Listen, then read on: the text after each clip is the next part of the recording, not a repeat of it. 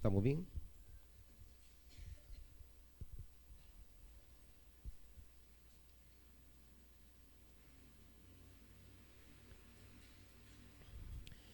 Dice la Escritura: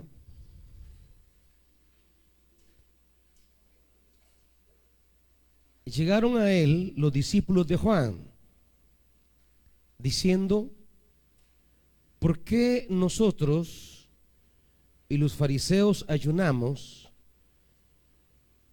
y tus discípulos no ayunan? Jesús les dijo: ¿acaso los que asisten al esposo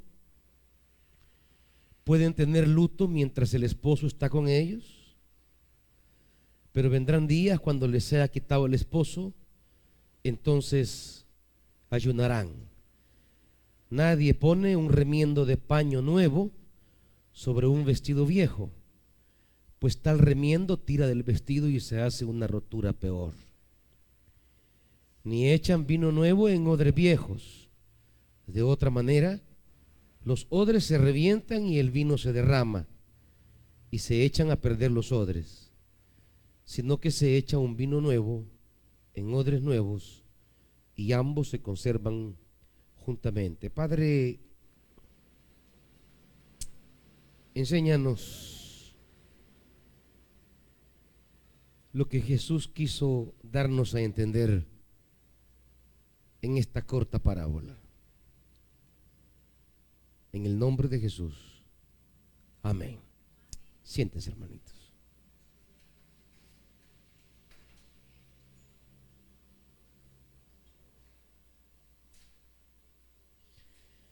Vamos a concentrarnos en el versículo 15 para hablar de el tema del ayuno y la alegría de estar con el esposo. Los discípulos de Juan el Bautista,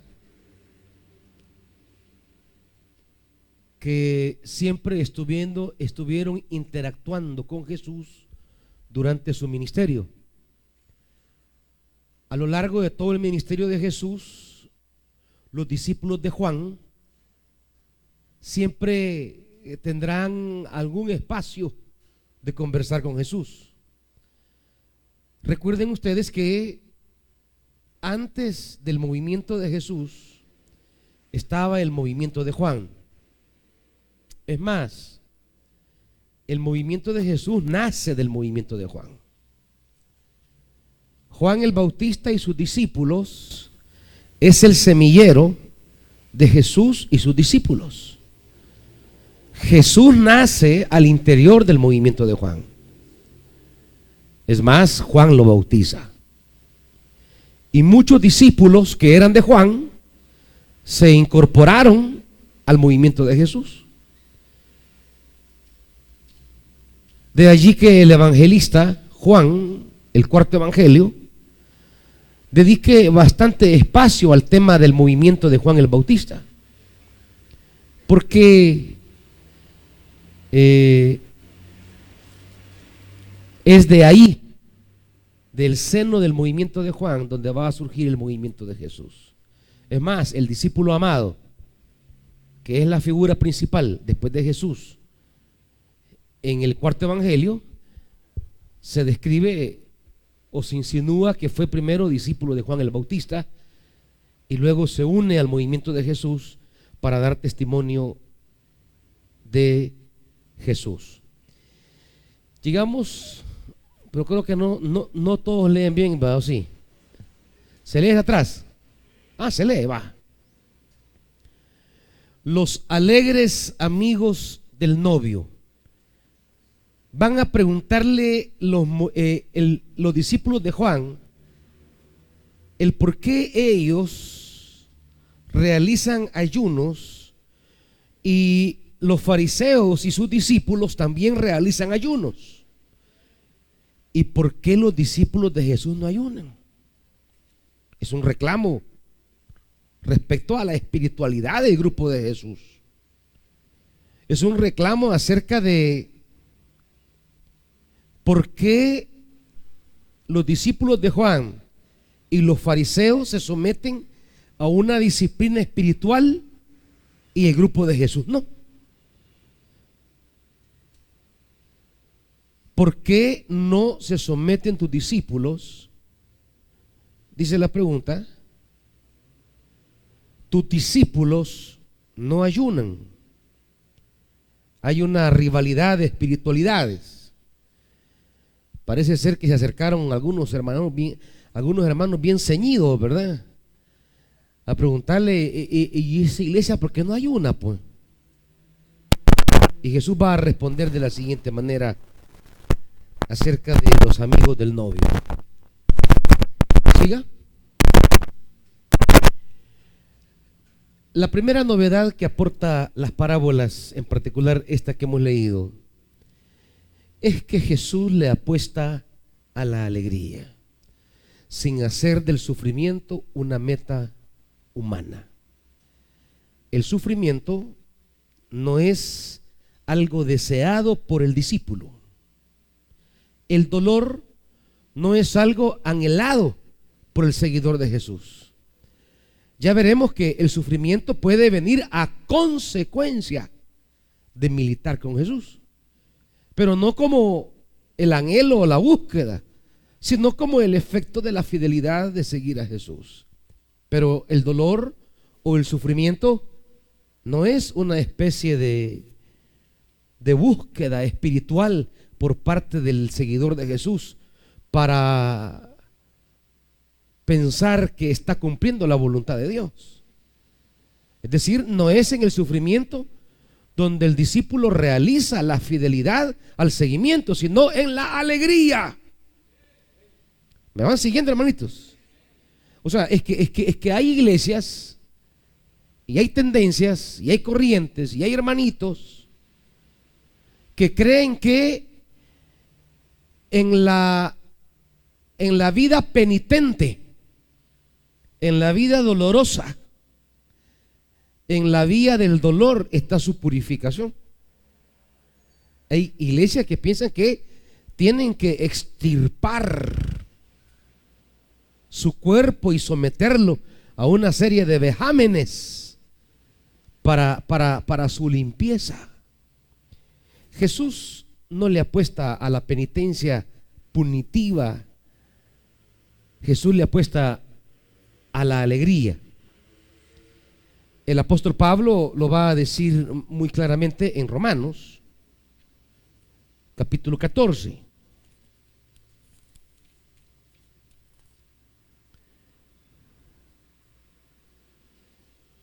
Versículo 17.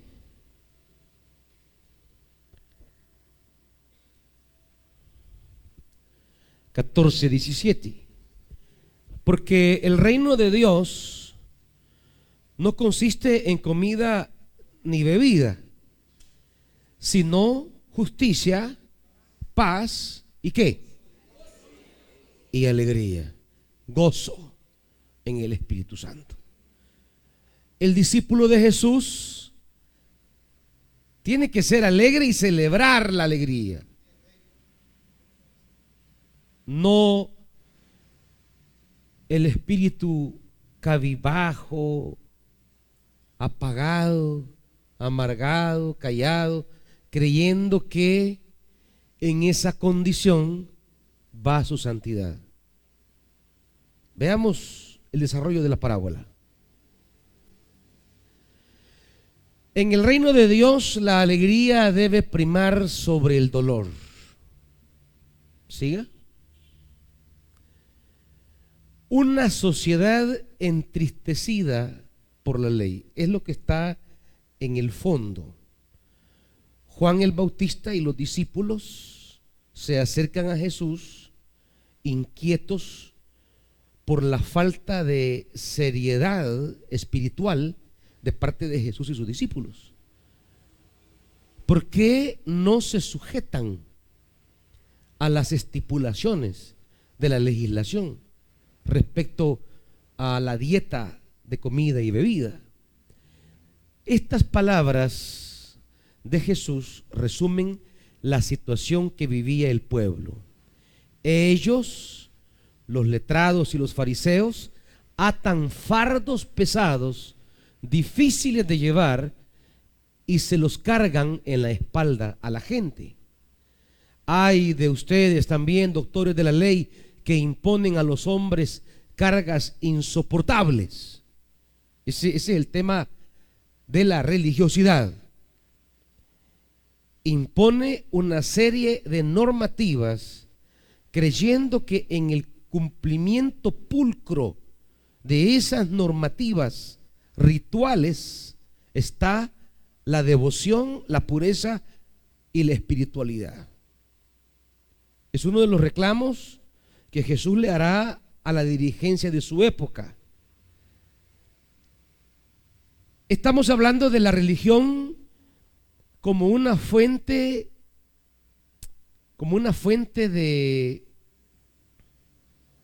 legalismos. La gente religiosa deja de vivir la vida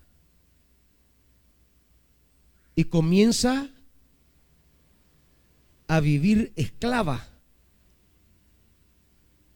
La gente religiosa pierde un regalo del reino, la libertad. Y el asunto es que la gente prefiere vivir mejor en esclavitud que en libertad. Porque la esclavitud no da responsabilidades. La libertad sí da responsabilidades. Usted es esclavo, hacen lo que le dice. ¿Quién tiene la culpa de lo que usted haga? Pero si usted comienza a vivir libre, usted es responsable de sus decisiones. No va a culpar a nadie, no va a culpar a Dios, no va a culpar a sus padres, no va a culpar a los pastores, no va a culpar a la iglesia. Es su libertad. Y uno de los dones que el Evangelio otorga al ser humano es la libertad. La libertad. El ser humano en Cristo Jesús se vuelve libre. Y Él decide los caminos sobre los que va a vivir su espiritualidad. Claro, debe ser asistido por la palabra, por el Espíritu y por la comunidad de creyentes. Es libre en el sentido que nadie estará marcándole 20 normas. Mire, en la religión la gente se anda escondiendo.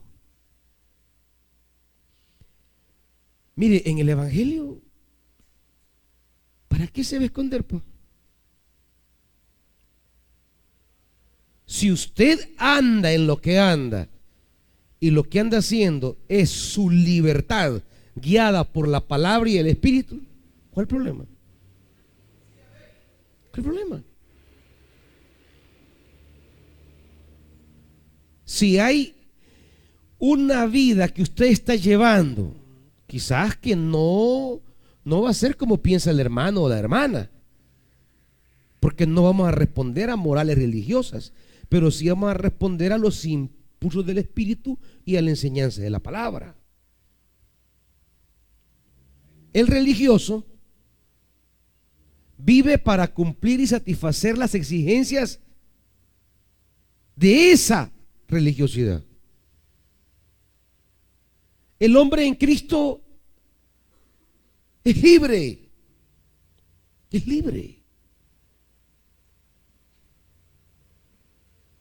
Su alimento para decidir la palabra y el Espíritu. Pero es libre. Pablo lo va a decir en cuanto a la libertad que tiene él en su conciencia de obrar fuera del margen de lo que una religión espera. Pero la religión se encarga de poner cargas pesadas. Ese es el reclamo de Jesús. Y cuando la gente vive para cumplir el perfil religioso, la gente ya ni disfruta la vida. El regalo que Dios nos ha dado, que se llama vida, no lo disfruta. No sabe vivir la vida.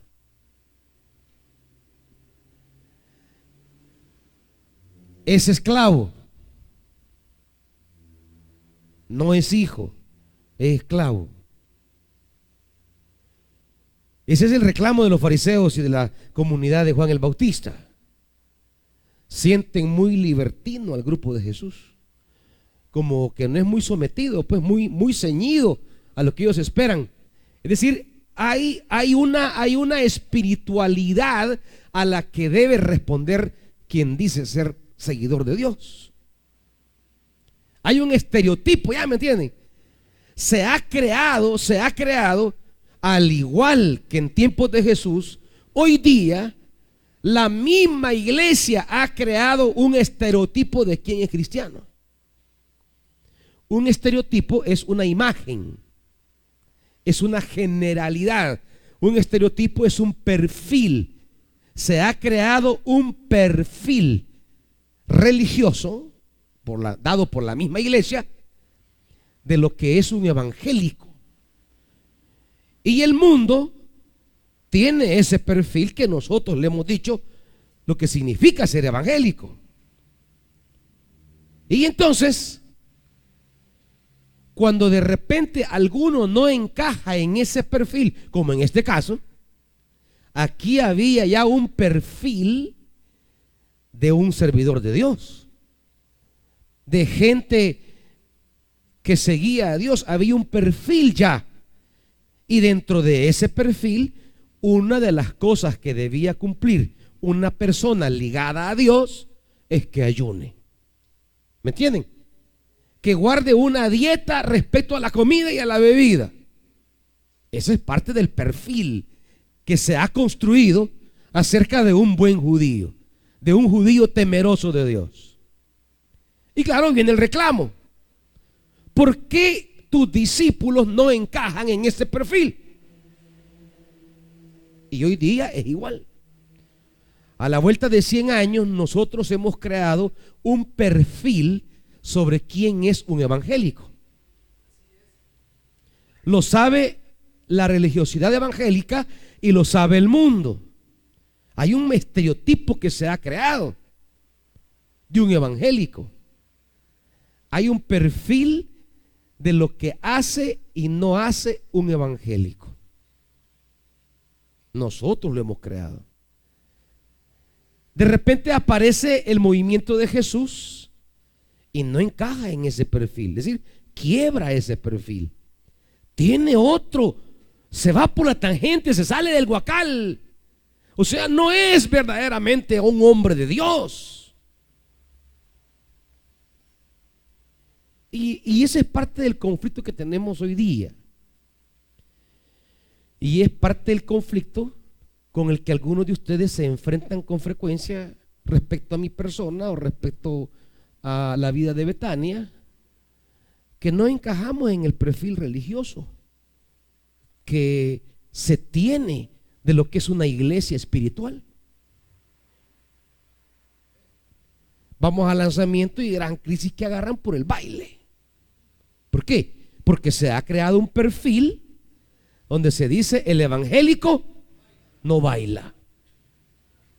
Es un perfil. Y de repente vamos al lanzamiento y entra un bailongo. Se desmorona la fe. Yo creí que era una iglesia santa. Yo creí que era espiritual esto. Yo creí que aquí iba a haber un derramamiento. O sea, toda la espiritualidad de la iglesia, todo el ministerio de la iglesia, todos los dones y derramamiento de Dios, toda la palabra, todo se pierde porque se quebró el perfil. O sea, no cuenta lo demás. Solo cuenta que se pusieron a bailar un rato de salsa. Entonces, es un lío. Hay hermanitos con mucha sinceridad que vienen de sus trasfondos eclesiales evangélicos conservadores, donde les han metido la plantilla y se las han clavado. Y claro, cuando vienen con este esquema y se encuentran en un momento donde de repente hacemos una dinámica de baile, sienten que ahí se murió la espiritualidad. O sea, ay, yo anoche tan lindo que recibí de Dios y me acaban de matar la fe. Hey, acabamos de ser ministrados por el Espíritu Santo y ay, me bajaron mi espiritualidad.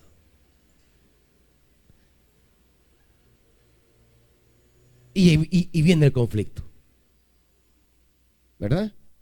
Entonces, es como que le preguntaran, ¿y por qué bailan si eso se sale del perfil? No lo hacen, no lo hace aquella iglesia, no, tampoco aquella iglesia. O sea, 15 grandes iglesias no lo hacen. Y ustedes, porque sí, o sea, ya perdieron la comunión con Dios. ¿Por qué sacar eso de la espiritualidad? ¿Por qué? Mira, me dirán, es que eso era del mundo. Vaya, si todo lo que hacía en el mundo usted lo deja atrás y comienza de cero en el camino del evangelio, si en el mundo se graduó de enfermera, ¿por qué sigue de enfermera en Cristo? ¿Ah? Agarre otra profesión en Cristo. Si en el mundo se graduó si en el mundo aprendió algún deporte, ¿y por qué pues? ¿Por qué algunas cosas sí pasan a la vida en Cristo y otras no? ¿Quién las elige? ¿Quién las decide? ¿Dónde está el catálogo? ¿Quién define eso? Y vamos a encontrar que quien define eso es la pura religiosidad. ¿Por qué el baile como actividad humana puede ser tan bueno y tan malo como cualquier otra actividad humana? Una profesión, cualquiera que sea, puede ser tan buena y tan mala. Un médico puede ser buenísimo o malísimo. No es la profesión la que decide, es la moralidad del individuo. Las cosas no están determinadas moralmente en sí mismas, sino en la moralidad que el individuo les impregna. Pablo lo dirá hablando de la comida. Nada, ningún alimento es malo en sí mismo, dice Pablo. En sí mismo. Ningún alimento es malo en sí mismo. Quiere decir que lo malo o lo bueno de algo le va a venir de afuera, desde el hombre. Es el ser humano el que le impregna. Va, el sexo, ¿es bueno o es malo?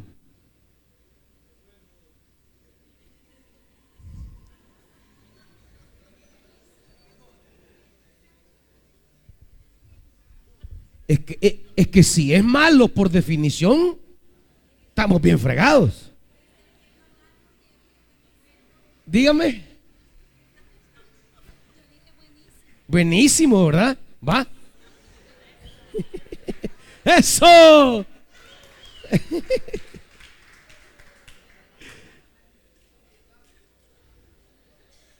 ¿Quién?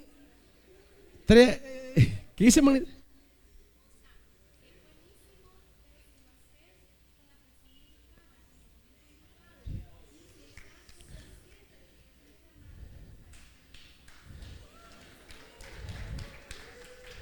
Eso. Entonces, ya, al hermano, el sexo en sí es regalo de Dios. No Él les dio esas partes a ustedes, pues. Lo que lo convierte en algo que puede ser insano es nuestra, o sea, es nuestra moralidad, nuestra valorización. Ya son componentes internos. Hermano, iba a decir algo, hermano Alfredo.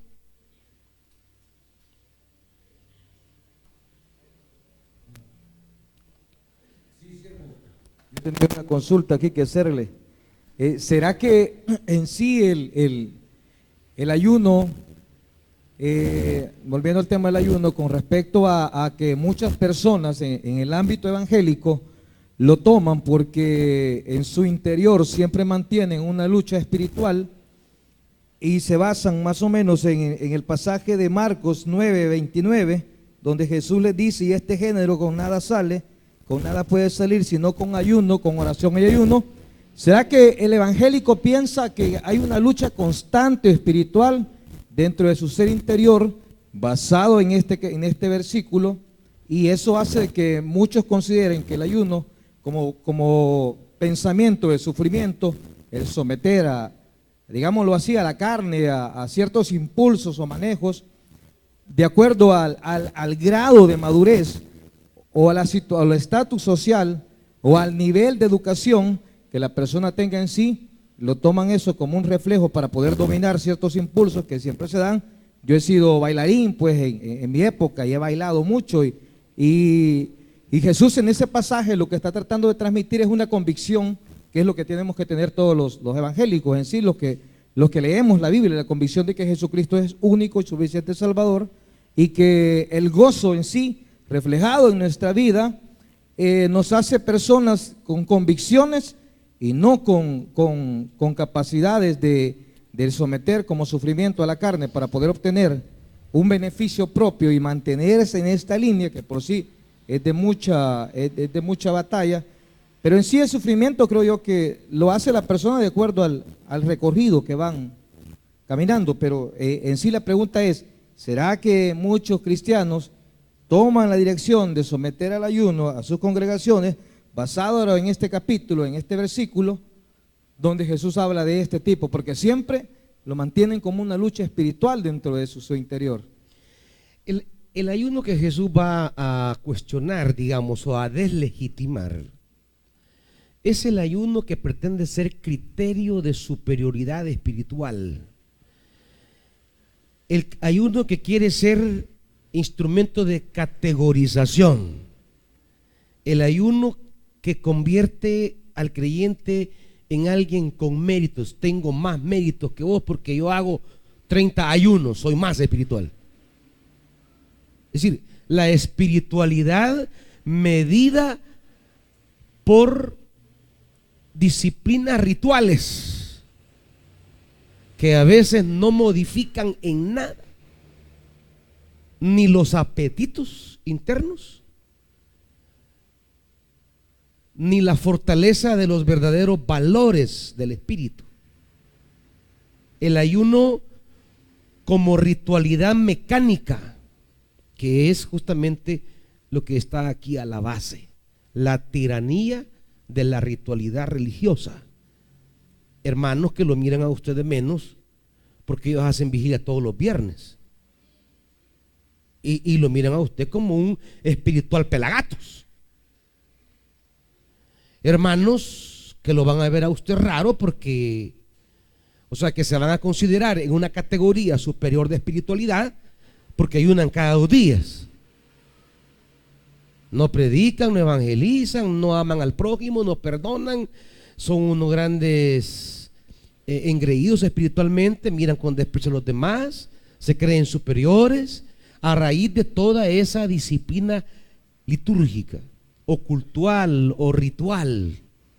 Entonces, eso es lo que Jesús le quiere restar que el seguidor de él tiene otros valores superiores del rito, que hay principios de vida más significativos y valiosos,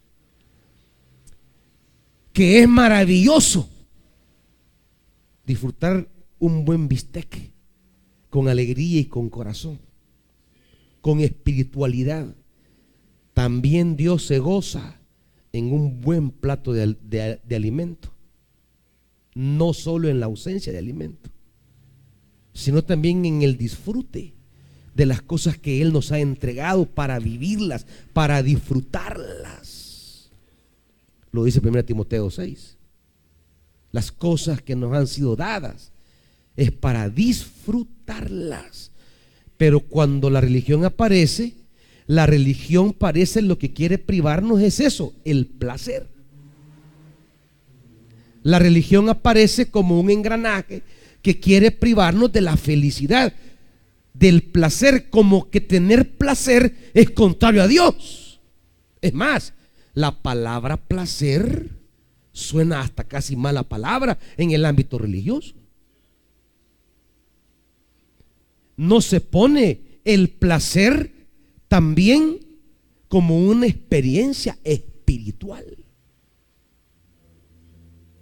Es más, hasta tener placer es como estarse privando de lo divino, como que Dios no tiene placer, como que Jesús no tuvo placer. El placer de comer, el placer de beber, el placer de reír, el placer de disfrutar, el placer de ver la vida, el placer de recrearnos, la recreación, la alegría, la risa.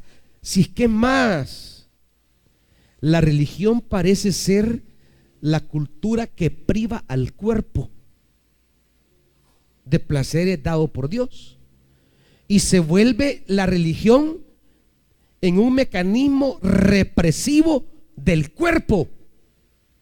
¿Me entienden? El problema de la religión es que reprime el cuerpo, no la carne. Porque el cuerpo es una cosa, la carne es otra. Y la religión vive la ficción, el engaño de que reprimiendo al cuerpo se reprime la carne. Son cosas completamente distintas. Y al querer reprimir la carne, nos hemos llevado de encuentro los placeres que Dios le da al ser humano para su cuerpo, para que disfrute. Hemos privado al cuerpo de placer y hasta nos suena una ofensa espiritual. Y es allí donde Jesús va a recuperar en su ministerio, va a recuperar el cuerpo como escenario de espiritualidad divina. El cuerpo como espacio donde también el espíritu se hace presente. Nosotros vivimos con el engaño que a menos cuerpo, más espíritu. ¿Me explico? Nos privamos de los placeres del cuerpo para poder disfrutar de los placeres del espíritu. Eso es una mentira. En la Biblia, los placeres del espíritu no tienen por qué reñir con los placeres del cuerpo, porque tanto los placeres del espíritu como los placeres del cuerpo son regalo de Dios. El problema es cuando la mentalidad desorientada del ser humano toma un placer legítimo y válido y lo lleva a una expresión grotesca que desnaturaliza, que deslegitima y desvía ese placer válido. ¿Me explico?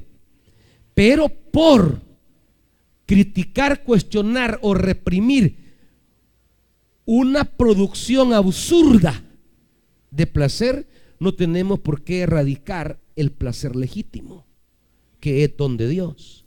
Hermana, que le escuchemos ahí todo, hermanita. Como aclarar algo. Usted decía que ahí entra la moral, o sea, Sí. y sí es bien importante, porque una cosa es tener libertad y otra cosa es tener libertinaje. Exactamente. Entonces, dentro de lo que es la escuela de predicadores, hay muchos jóvenes. Bueno, de hecho, Betania está rodeada de juventud y quizás sí es bien importante, con todo respeto, aclarar que para Dios todo, o sea, Él nos ha dado todo, sensaciones, sentimientos, pero una cosa es tener libertinaje y una cosa es tener libertad, porque, o sea, no podemos confundir una cosa con la otra. O sea, Dios nos va a acuerpar siempre que nosotros sepamos en qué momento, porque todo repercute en algo. Entonces, yo, créanme que aquí he aprendido a no ser religiosa, porque muchas veces uno se llena de religiosidades hasta en la vestimenta. Uno piensa, es más, ahí pasa en la colonia, hay muchas iglesias cristianas que son, ¿cómo le llaman? Que ellos, o sea, lo marcan a uno.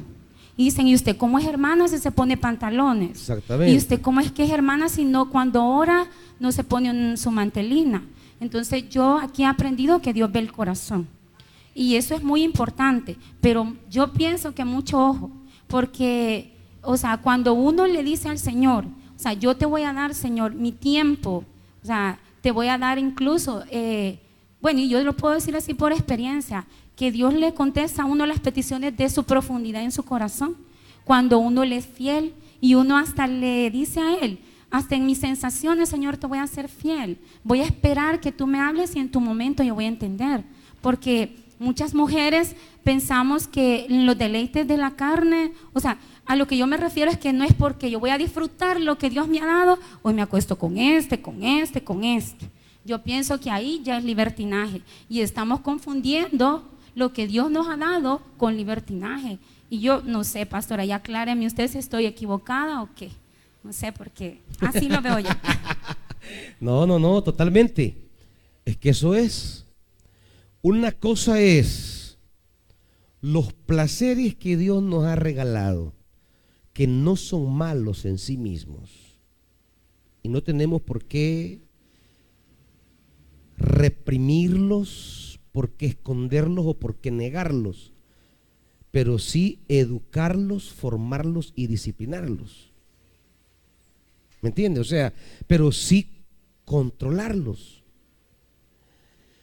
Son regalo de Dios, pero pueden tornarse, como cualquier cosa en el ser humano, pueden tornarse en experiencia de caída, de fracaso y de ruindad. Todo puede arruinar al ser humano. El ser humano puede arruinarlo todo. Pero también puede conducirlo todo para la gloria de Dios. Pero hay que aceptar las cosas más elementales. Y lo más elemental a aceptar es entender: todo es regalo de Dios. Nada es malo en sí mismo. Y el uso, y quizás no el uso, el abuso, es lo que convierte un placer en un desorden, un placer en un pecado. Pero ya es el uso desorientado de ese placer, pero no el placer en sí mismo. El problema de la religión es que ha querido reprimir el pecado, reprimiendo la validez de los placeres que Dios le ha dado al ser humano. ¿Me expliquen? ¿Me explico? ¿Me entienden? Entonces, queriendo barrer el pecado, ha barrido los dones, los regalos que Dios ha dado a nuestro cuerpo. Hermano Roberto. Pastor, una pregunta. Esta parábola surge también por el llamado de Mateo. Como es unos versículos anteriores, se menciona que fue llamado, ¿verdad? Y comparte Mateo con los discípulos y con Jesús. Entonces no sé si es parte de la enseñanza en el proceso del llamado de Mateo. Sí, nace ahí porque hay elementos que no cuajan en el llamado de Mateo.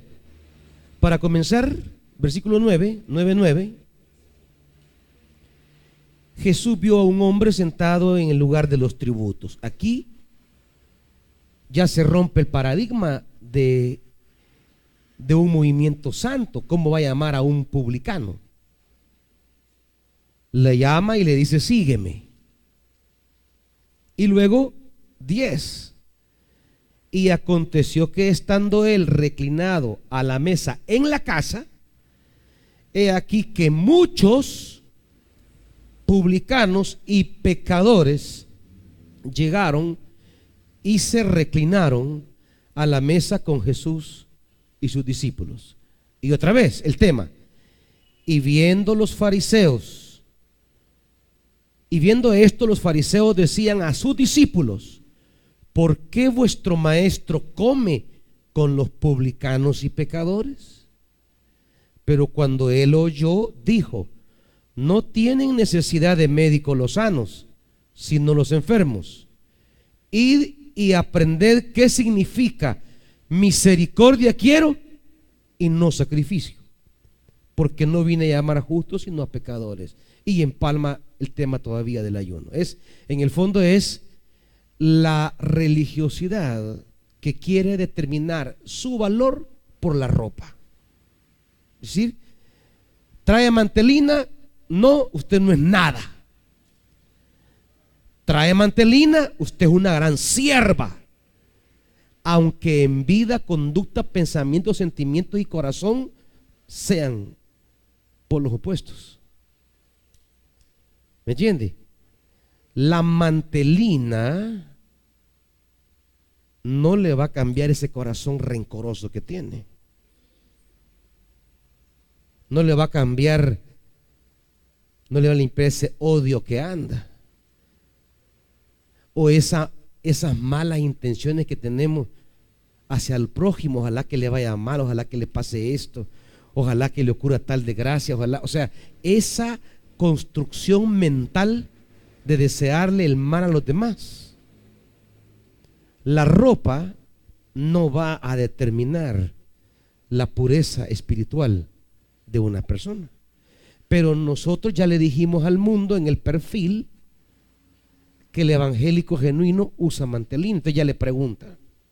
Le hemos dicho al mundo en el perfil que hemos elaborado, le hemos dicho: la mujer cristiana evangélica no usa pantalones. Lo vea usted con pantalón, usted ya no es nada. O sea, un pantalón, una prenda de vestir, deslegitima su espiritualidad.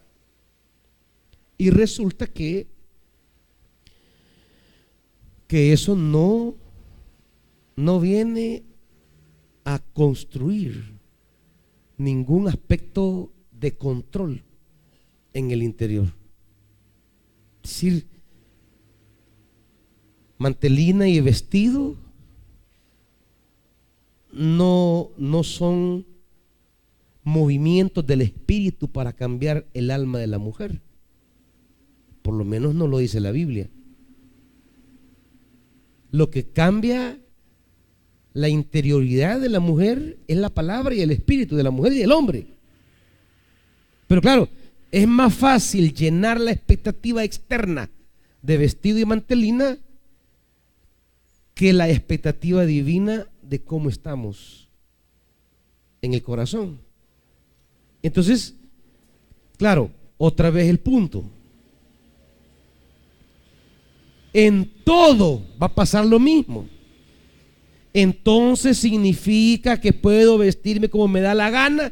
O sea, otra vez es el tema de entender que cualquier aspecto de la vida humana puede ser llevado al desorden, pero que no significa que para controlar el tema de la vestimenta vamos a poner uniformes a la iglesia. O sea, que voy a decirle: vaya hermana, la talla oficial de una betanera es 5 dedos abajo de la rodilla y van a estar las sugieres y los ujieres midiendo. Pase a servir a su Señor. Pase. No, usted no, 2 tiene. Quédese afuera, hermanita. O sea, no vamos a llegar a ese nivel de pretender controlar. Al final, la mente no la controla la ropa. Si usted es un chuco de mente, si la hermana anda con el faldón o con la minifalda, usted la va a chulonear en su mente. Porque chulonear a una hermana o no, eso está en su mente. Si quiere que resolvamos eso en la iglesia, usted resuelva la chuquedad de su mente. ¿Me entiende? Pero claro, en la religión ha sido más fácil controlar el cuerpo de la mujer y su vestimenta que controlar nuestra mente. O sea, es más fácil poner la ley. Vaya, hermanitos, hermanitas, las tallas, las medidas, hasta el escote, hasta donde tiene que ser, porque hay unos escotes abismales. Medidas también para escotes. En lugar de decir, vaya, miren, hermanos, vamos a trabajar la mente chuca. Porque lo que hace que piense todo eso es su mente. Si no tiene que irse de este mundo mejor, pues ¿cómo va a ser en el bus? ¿Cómo va a ser en el trabajo? ¿Cómo va a ser cuando ande caminando? ¿Ah? Entonces es una cierta falsedad. Que en la iglesia me quiero controlar, pero en el bus le doy rienda suelta a mi imaginación. No, controlamos el asunto, controlamos en la mente. Tenemos que desarrollar una perspectiva de sanidad mental, de limpieza mental. Pero ya es tarea espiritual, no es tarea material. O sea, no es tapando el cuerpo como voy a controlar la mente. La mente es imaginativa, la mente es creativa. La mente es. La hermanita puede andar hasta 7 fustanes, 8 brasieres, 5 vestidos y usted la ve chulona. Está en usted. Todo lo que hay en la vida humana, todo es dado por Dios. El deterioro no viene del regalo dado por Dios, sino el uso distorsionado que hacemos nosotros. En principio, la religión quiere ordenar, quiere normar lo que no está bien, privándonos de lo que Dios nos ha dado. Jesús quiere recobrar el valor de las cosas que Dios nos ha entregado en un uso correcto, adecuado. Los excesos y desviaciones es lo que arruina todo, hermanitos. Todo. Los excesos y los desvaríos. Pero le hemos dicho al mundo, el cristiano no juega cartas. Ven a un hermano con un naipe en la mano, juegos de azar, la Biblia lo condena. ¿Y dónde lo condena? Si eso puede ser un juego divertido o puede ser un vicio. Pero ¿quién pone eso? ¿El naipe o su mente? Su mente. Su mente. El desajuste, ¿dónde está? ¿Allí o aquí?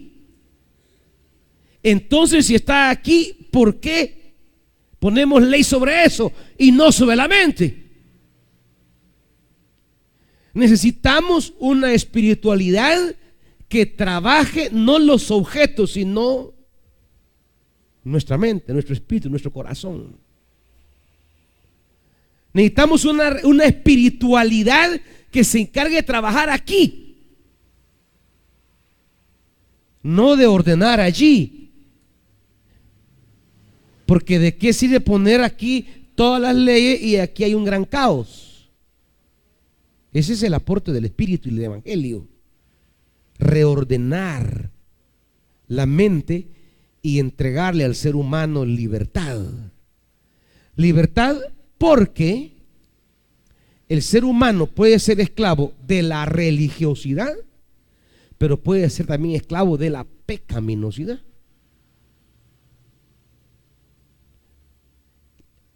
La religión ha querido que el ser humano deje de ser esclavo de los vicios, pero lo ha convertido esclavo de los ritos. ¿Me entiende?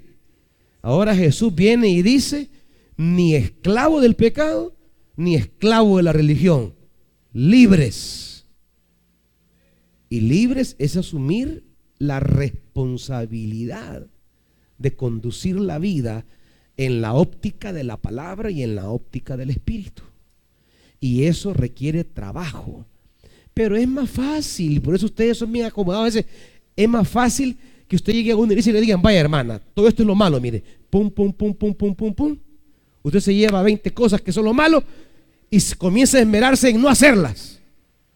Hasta que dice: ya no hago nada de los 20. Pero eso no significa que sea espiritual. Porque ha crecido, ha aprendido a amar, ha aprendido a perdonar, sirve de corazón, limpia su mente, construye la vida de su prójimo. O sea, esa es otra cosa. Mientras que ser libre es comenzar una tarea responsable de decir: tengo que discernir por el Espíritu y por la palabra cómo voy a conducirme en la vida. Ya no hay algo por ahí que me dijeron en la iglesia: esto sí, esto no, llena el perfil. No, la tarea de caminar con el Espíritu y caminar con la palabra. Y claro, la gente quiere caminar con las 20 reglas que le ponen, pero no con la palabra de Dios. Quieren caminar con los ritos que le pone la religión, pero no caminar con el Espíritu. Es más fácil caminar con la formalidad externa de la religión que caminar con el crecimiento constante con la palabra y el Espíritu. Es una tarea abierta, es una tarea continua, es una tarea para toda la vida. Y eso es más complicado.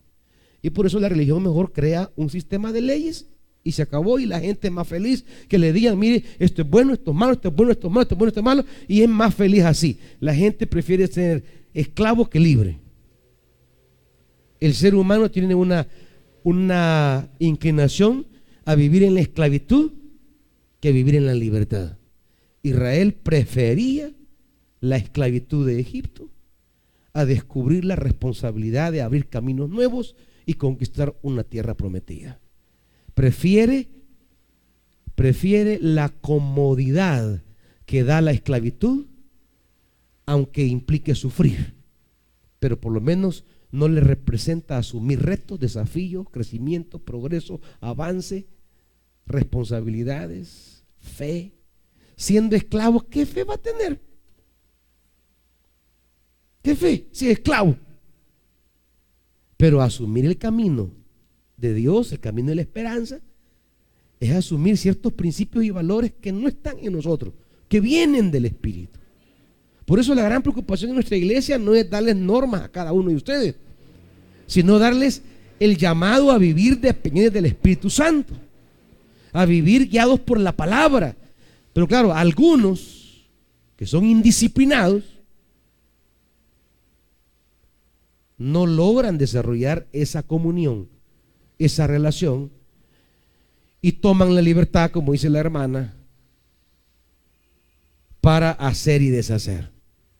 Pero allí nos salimos del ideal de Dios de construir una vida que sea significativa para sus propósitos y que dé gloria a Dios. ¿Estamos, hermanitos? ¿Alguien iba a decir algo? Veamos rápidamente una página más. Además, la tristeza es la consecuencia cuando los seres humanos están hambrientos, sedientos, emigrantes, desnudos, enfermos, encarcelados, como dice Mateo 25. ¿O cuándo son los que lloran, los odiados, los excluidos, los insultados, los despreciados? Dale. Cuando los defensores de la ley le plantean a Jesús la necesidad de ayunar, lo hacen desde el escándalo de verlo comer a él y a sus discípulos con publicanos y pecadores. Ya lo vimos en el llamamiento de Mateo. Según ellos, Jesús está cometiendo una doble falta. No ayuna y come con pecadores. Otra vez, la espiritualidad de Jesús está cuestionada por no encajar en ese perfil que se espera de un siervo verdaderamente de Dios. ¿Cómo puede ser este el Mesías si come con pecadores? ¿Cómo puede ser este el Mesías si come con publicanos? ¿Cómo puede ser este el Mesías si es un borracho y comelón? Su práctica, diríamos, dietética lo deslegitima como siervo de Dios. O sea, lo que come y lo que bebe lo deslegitima como un verdadero siervo de Dios a la vista de los fariseos. Porque si fuera siervo de Dios, no comiera esto, no bebiera aquello, no comiera con fulano, no se sentara a la mesa de mengano. No es su capacidad para dar liberación, no es la palabra que da con autoridad, no es echar demonios, no es sanar leprosos, no es predicar la buena nueva lo que determina para los fariseos la genuinidad espiritual de Jesús, sino que para los fariseos lo que determina la genuinidad es que come, donde come y con quién come. Y esto es a lo que Jesús se va a enfrentar en todo su ministerio. ¿Por qué? Porque ya hay un perfil que hay que llenar. ¿Y los cristianos en qué se esmeran? En ver cómo llenan ese perfil. Jesús dice: yo no vengo a llenar ningún perfil, vengo a hacer la voluntad de mi Padre. Sigamos. La realidad del ayuno está cargada de historia para Israel. Es signo de penitencia, está regulado por la ley. Se van multiplicando los días de ayuno hasta pasar de un día a un año, a 4 días en el tiempo del destierro y a 2 días por semana. Hay toda una evolución de convertir el ayuno en un signo externo por sí mismo de la credencial de espiritualidad de alguien. Y entonces de repente, en tiempos de Jesús, ya el fariseo de Lucas 18 dice: Señor, yo ayuno 2 veces a la semana. La práctica del ayuno para él se vuelve una credencial para presentarse delante de Dios. Sin embargo, mientras está diciendo ayuno 2 veces a la semana, está viendo con desprecio al publicano y le dice: ni siquiera soy como este. Entonces, su ritualidad encaja en la exigencia de su religión, pero el desprecio por el otro no encaja delante de Dios. No sé si me van entendiendo. Entonces, para Jesús esto pierde valor porque solo produce orgullo espiritual. Hay que trabajar otros valores entonces para crear una actitud genuina que no ande despreciando a los demás, que no se crea mejor que otro delante de Dios, que no se considere más que. Sigamos. Una sociedad leída desde el pecado y no desde la justicia se tiene que cargar de penitencias corporales para sentirse perdonada. Una sociedad. Es más fácil que alguien se sienta perdonado porque va a caminar de rodillas de no sé dónde hasta dónde, pero que se crea perdonado no quiere decir que ha sido perdonado. Pero a la gente le encanta crear sus penitencias de auto perdón.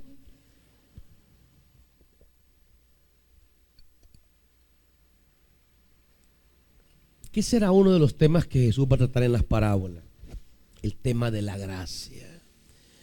En esto no estamos por nuestras obras, estamos por la gracia. habrá otras parábolas que nos van a seguir enseñando estas verdades. Delante de Dios no podemos construir nuestra aceptación. Somos aceptados en el amado. Pero la religión nos mete en la cabeza que podemos construir nuestra aceptación delante de Dios.